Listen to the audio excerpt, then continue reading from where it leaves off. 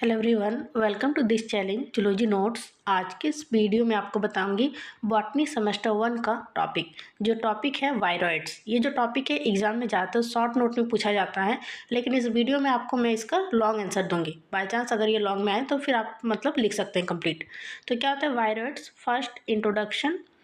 Viroids are naked circular single-stranded RNA that are not at all associated with a capsid or helper virus।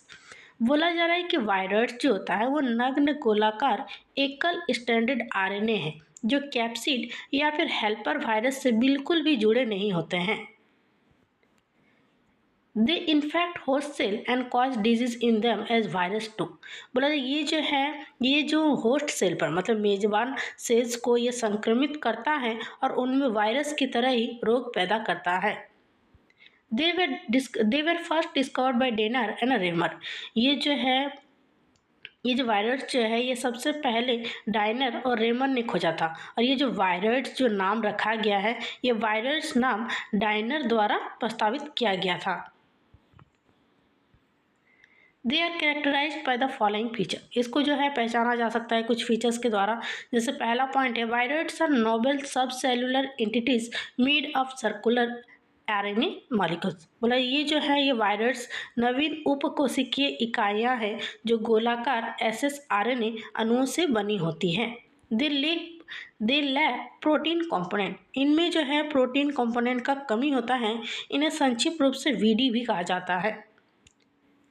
They survive for 10 minutes at 90 degree Celsius. ये जो है ये 90 degree Celsius पर 10 minute तक ये जीवित रहते हैं। They do not require any helper virus. इसे भी किसी भी हेल्पर वायरस की जरूरत नहीं पड़ता है। Virus constitute about 246 to 375 nucleotides. Virus में जो होते हैं लगभग 246 से 375 न्यूक्लियोटाइड्स होते हैं। उसके बाद है taxonomy of virus taxonomy of viroids. Family 1, पहला फैमिली 1 है पॉप्सीविरोलिडी। इसका जेनस 1 में आता है पॉप्सीविरोइड जिसका मतलब एक एग्जांपल है potato spindle tuber virus.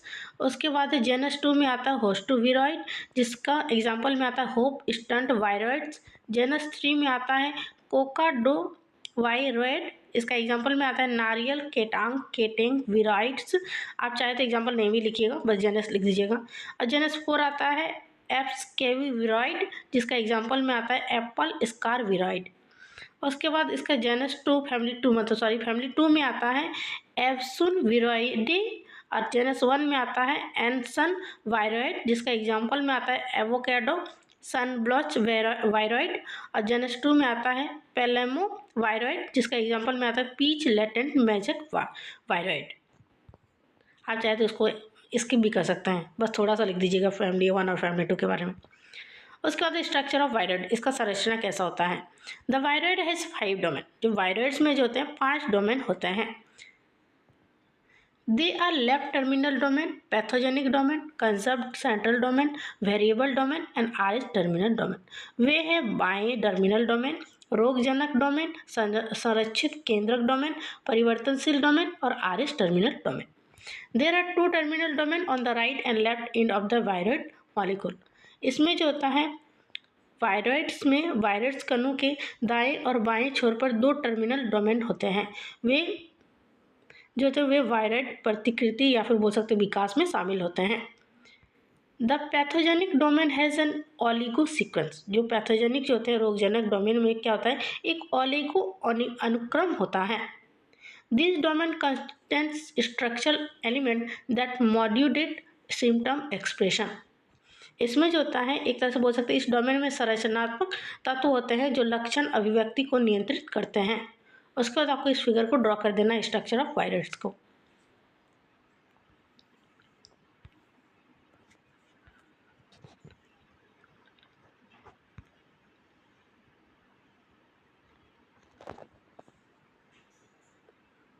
The conserved central domain consists of 95 nucleotides. It has 7 nucleotide sequence that form a step loop structure। जो संरक्षित केंद्रीय डोमेन में 95 न्यूक्लियोटाइड्स होते हैं और इसमें 7 न्यूक्लियोटाइड अनुक्रम और स्टेम लूप संरचना होती है। The variable domain is the most variable region in the molecule. जो वेरिएबल डोमेन जो होते हैं उसमें एक अणु में सबसे अधिक परिवर्तनशील क्षेत्र होता है। उसके बाद रेप्लिकेशन ऑफ वायरस। पहला पॉइंट है virus replicate by asymmetrical model of replication. It involve the following step. Virus में जो होते हैं एक वायरस के असममित मॉडल द्वारा प्रतिकृति बनता है जिसमें निम्नलिखित चरण शामिल है। पहला पॉइंट है infecting plus SS RNA act as a template for synthesis of minus SS RNA.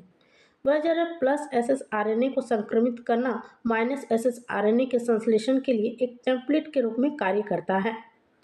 उसका minus SS RNA is synthesised completely by RNA dependent RNA polymerase.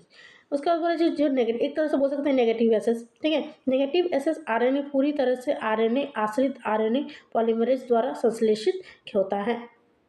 उसके बाद थर्ड पॉइंट है negative SS RNA is cleaved by unit length molecule. जो negative SS RNA जो होता है वो इकाई जो होता है मतलब नेगेटिव एसएस आरएनए इकाई लंबाई अणु द्वारा विभाजित होता है।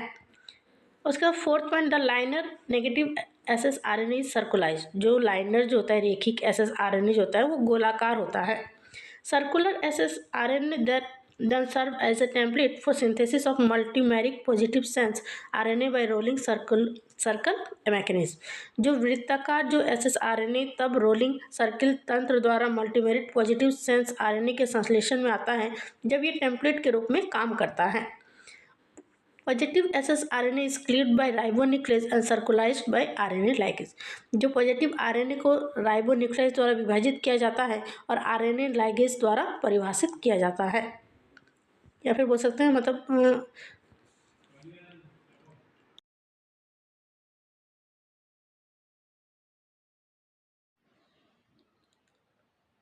उसके बाद आपको इस फिगर को ड्रॉ कर देना है। Replication of viroids.